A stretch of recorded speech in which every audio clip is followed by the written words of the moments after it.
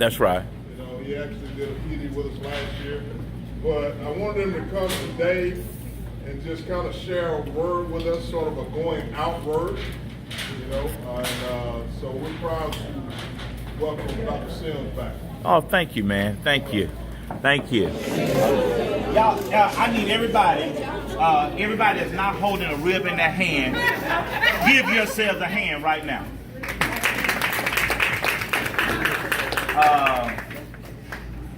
Principal Torrance told me I have about 15 minutes, so I'm going to talk for about 14 minutes. If I had to label my motivational talk this afternoon, I would simply label it the ripple effect. In one of my favorite books, there was an instance where a preacher prophet was transitioning, and God had stationed him at a brook called Cherah. And it lasted for about 3 years, and he was happy sipping on the water from the brook and eating fancy chicken called ravens. But one day he woke up from a long night's rest, and the brook dried up. And he was texting with God, and God simply told him, you cannot stay here any longer. Now, I don't care if you parole the halls like Brother Fields, or if you've made sure your class has moved on to another grade. You cannot stay at Honeysuckle any longer. Dothan City School has consolidated, and whatever that looks like. And you may be asking yourself, Lord, why is this happening to me? Because we all have an issue like Job had in Job 16:12. He was at ease in Zion. And as many of you may have complained about coming here for the length of time you've come here every school season, some of y'all complain about Honeysuckle. But guess what, Erlene? You will not complain about her any longer. Amen, ceiling fan. And so, what I would like to challenge you with today, the doors of Honeysuckle may be closing, but your impact is not. And what I would like to leave with you today, and many of us, if you're in the teaching lane, many of us fail to realize we are influencers. Look at your neighbor and say, I am an influencer. I don't care how you feel like you have not done a good job in your tenure. Some child has been impacted by what you have done. So I want to talk about the ripple effect very quickly. R-I-P-P-L-E. What does that stand for, Dr. Sims? The R. And the Lord gave me a new word last night. It may not be new, but it's new to me. The R is relationship. I was sitting talking to my sister at the table. You're going to a new venue, but how you conduct business should not change. I need 89.9% of y'all in this room right now to be real. Whether the child is 5 or whether the individual is 35, they need you to be real and authentic.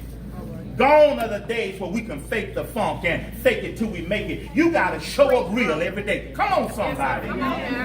And my friend, Brother Torrance, played for Alabama Crimson Tide. And every time you stand on that field, you got to be real and be real about your job on that field. Nick Saban tell those kids every day that you suit up. I need you to love and be real about what you're doing. Look at your neighbor right now and say, I need you to be real. I need you to be real. Those children that you stand in front of for 8 and 9 months, they need you to be real about what you're doing for them.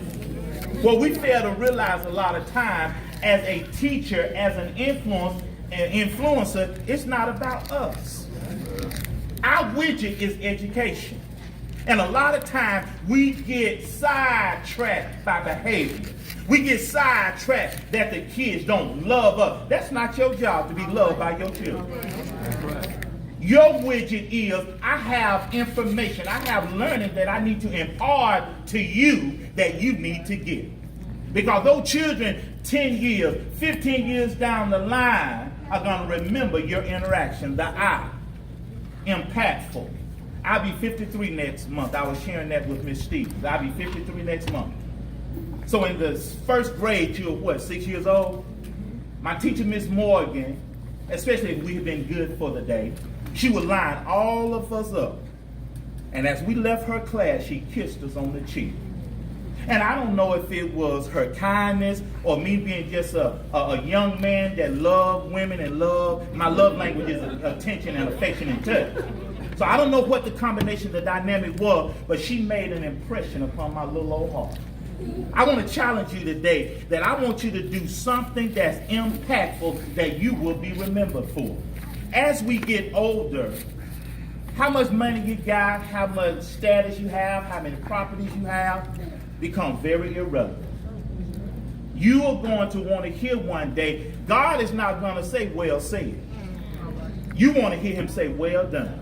I'm going to deliver a message Sunday since it's Memorial Day, and when Moses got to the edge of the Red Sea, wore the Red Sea in the front and Egyptians in the back and surrounded by 1.8 million Jews. And they are hollering at him, you should have left us in Egypt so we could live, but you brought us out here to die. What we going to do? He tests God, God, what's up, G? And God looked back at him and said, what's in your hand? And I want y'all to know, as you leave Honeysuckle, I need you to do an assessment of your tenure and ask yourself, what have I done that was impactful?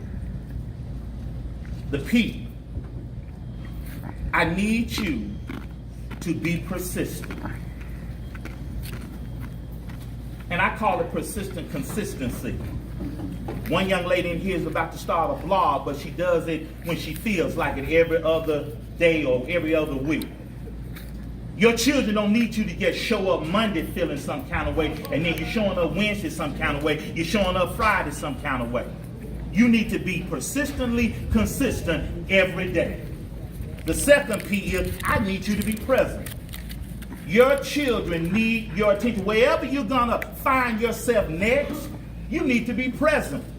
There used to be an old R&B song. You're lying here with me. Your body is here with me, but your mind. Give me an air high five. You better watch that. Can I get a witness? You better watch that. So a lot of y'all have been here physically, but spiritually, mentally, emotionally, you're somewhere else, and your children can tell.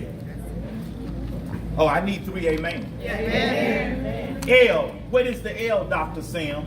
I need you to love what you do and do what you love. If you dread this every day, and if you have dreaded coming to Honeysuckle, you're in the wrong lane.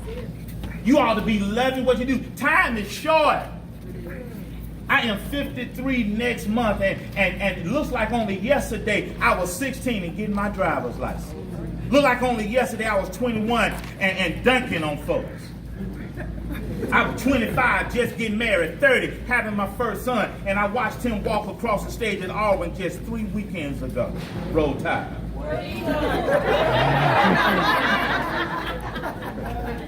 Look at your neighbor and say, I need you to love what you do. Yeah. Now, and Coach and Brother Torrance will back this up.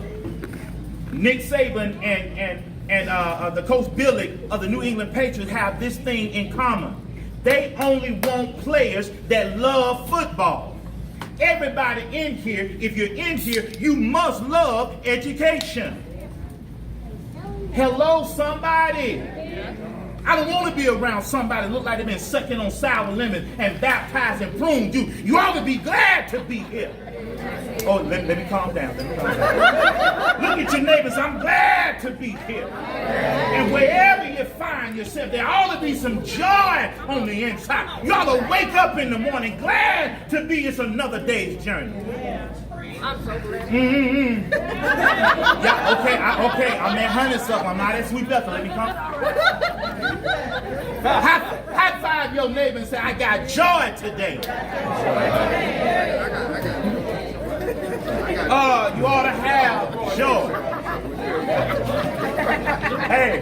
Hey, real quick. I got one more and I'm done. And guess what? Whoever it is you're standing in front of, they can tell that you love it or you hate it. That's one thing about children. You can't fake the fun with a child. They'll go home and tell mom and daddy, Miss So-and-so, she don't like being in our class. She's always talking about something else. You don't have that kind of time. Hello, somebody. Look at your neighbor and say, I must love what I do. If you don't have joy today, if you don't love education, you're in the wrong lane. And maybe this is an opportunity for you to assess where you are. The E, as I hurry to a close, the E is be encouraging. Those children, I know that's what they are children, and they're acting like who they are. You want to say, oh, shut up, be quiet, sit down. That's not your job. You're supposed to be encouraging them. If they don't want to sit there and learn, it's your job as a professional to make that thing lovable. You're the professional. If you go to a dentist and he don't know how to pull teeth, what are you going to do? You take your car to somewhere to get worked on, they don't have a mechanic's license, what you going to do? Long gone are the days of the shade tree mechanic. And a lot of y'all are shade tree teachers because you're in the wrong lane.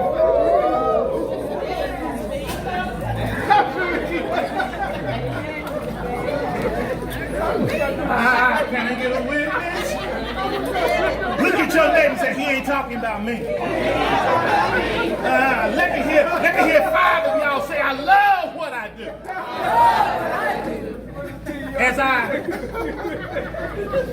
As I hurry to a close, remember, Don't stop you. Remember, You got out too far now. I want you to look at your neighbor real quick and say, neighbor, remember what Dr. Sim said. We are influencers.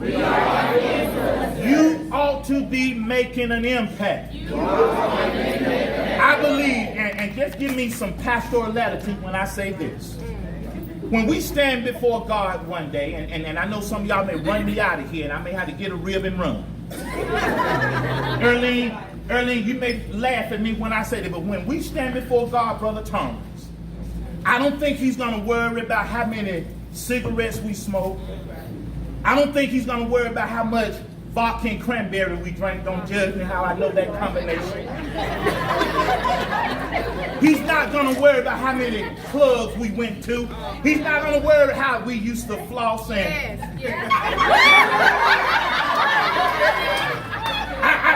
I don't think he's going to worry about how many men or women we chased. I believe when we stand before God, he's going to open up the database. Yes, sir. And he's going to ask you, what did you do with the life that I gave you? Come on, somebody. And I want y'all at Honeysuckle and Dothan City School to be able to say, I stood on the hilltop of education. And I taught somebody that they were better than they thought they were. Oh, I wish I had some help today. Look at your neighbor and say, I'm just glad to be here. I'm done.